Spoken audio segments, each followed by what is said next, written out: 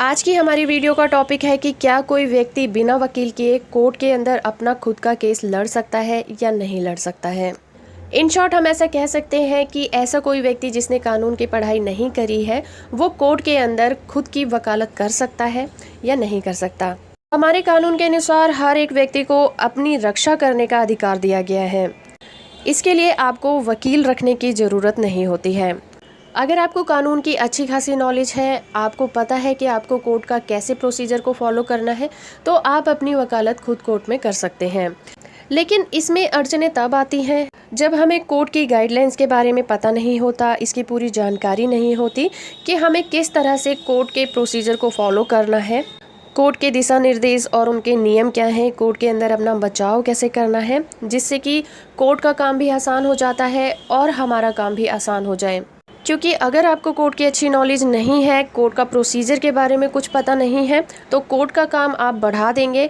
दूसरा ये कि अगर अपोजिट पार्टी ने अच्छा वकील किया हुआ है और आप अपनी वकालत खुद करना चाहते हैं, तो ऑब्वियस ये बात है कि एक वकील को अच्छी नॉलेज होती है कोर्ट के प्रोसीजर के बारे में और उसे ये भी पता होता है कि कौन से क्वेश्चन पूछने हैं और कहाँ किसको कैसे फंसाया भी जा सकता है और सामने वाली पार्टी पर किस तरह से दबाव रखा जा सकता है। तो इस तरह में आपके केस हारने की गुंजाइश बहुत ज़्यादा हो जाती है।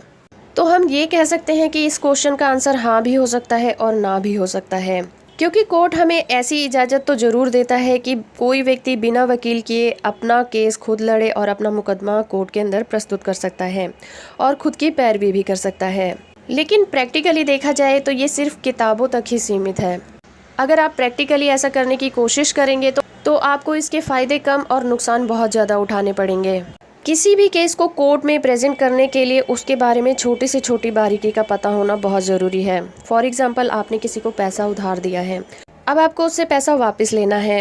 आपने उसे प्रोमिसरी नोट पर लिखवा लिया है और वो उस प्रोमिसरी नोट के अनुसार आपको पैसा नहीं देता है। ऐसी कंडीशन में आप प्रोमिसरी नोट की बदौलत अपना पैसा वापस लेने के लिए कोर्ट में मुकदमा दायर कर सकते हैं। इसके लिए आपको ये पता होना चाहिए कि पिटीशन को कैसे ड्राफ्ट करना है, उसमें क्या क्या बातें होनी चाहिए, कौन कौन से फैक्ट लिखने चाहिए इत्यादि। उसके बाद आपको ये पता होना चाहिए कि आपको कोर्ट की फ़ीस कितनी देनी है और कोर्ट के द्वारा कौन कौन से पेपर सम्मन के लिए भेजे जाने हैं, उन पेपर्स को कैसे भरना है। इस तरह के बहुत सारे क्वेश्चंस जो कि आपको सॉल्व करने होंगे। उसके बाद सबसे बड़ा काम आएगा कि मुकदमे का प्रोसीजर कैसे होगा, यानी कि केस लड़ने का क्या प्रोसीजर है। अब मान लीजिए आपने अपनी बदौलत पिटीशन को तैयार कर लिया और कोर्ट में मुकदमा दायर भी कर लिया, लेकिन 1 या 2 पेशियों के बाद आपको अच्छी तरह से समझ में आ जाएगा कि आपको एक वकील की कितनी ज़्यादा ज़रूरत है। ज़्यादातर फैमिली कोर्ट में ऐसे केसेस लड़े जाते हैं जहां पर वकीलों की ज़रूरत नहीं होती। वहां पर दोनों पार्टी ही अपना बीच बचाव करती हैं, लेकिन ऐसा बिल्कुल नहीं होता कि वो दोनों पार्टियाँ वकील नहीं करती। उन्हें कोर्ट में क्या करना है वो पहले से ही किसी वकील से मिलकर तय कर लेते हैं। इस मामले में अगर हम कोर्ट की बात करें तो कोर्ट भी यही मानता है कि कोई भी मुकदमा वकील के बिना नहीं लड़ा जा सकता। जितने भी फैमिली मैटर्स होते हैं उसमें खुद फैमिली कोर्ट भी यही सलाह देता है कि पार्टियों को वकील से सलाह जरूर लेनी चाहिए, क्योंकि आपको नहीं पता कि आपको किन धाराओं के तहत अपना केस लड़ना है, कौन कौन सी धाराएं लगानी हैं, उनके फैक्ट्स क्या हैं, किस तरह से विटनेस को प्रेजेंट करना है, किस तरह से गवाहियाँ दिलवानी है और सामने वाली पार्टी से क्या क्वेश्चन पूछने चाहिए जिससे आपको उसका लाभ हो जाए। अगर आप अपना केस खुद कोर्ट में लड़ने जाएंगे तो इससे कोर्ट का समय बर्बाद होता है। कोर्ट का जो कामकाज है वो कहीं ना कहीं स्थगित होता है, क्योंकि कोर्ट के पास इतना समय नहीं होता कि वो आपको बताए कि जो आपका मैटर है वो किस धारा के तहत आता है, उसमें कौन कौन सी धाराएं लगनी है। तो सच्चाई यही है कि बिना वकील के आप कोर्ट के अंदर एक कदम भी नहीं चल सकते। और दूसरी सबसे बड़ी बात कि कोर्ट की भाषा भी बिल्कुल अलग होती है, जो एक वकील अच्छी तरह से समझता है।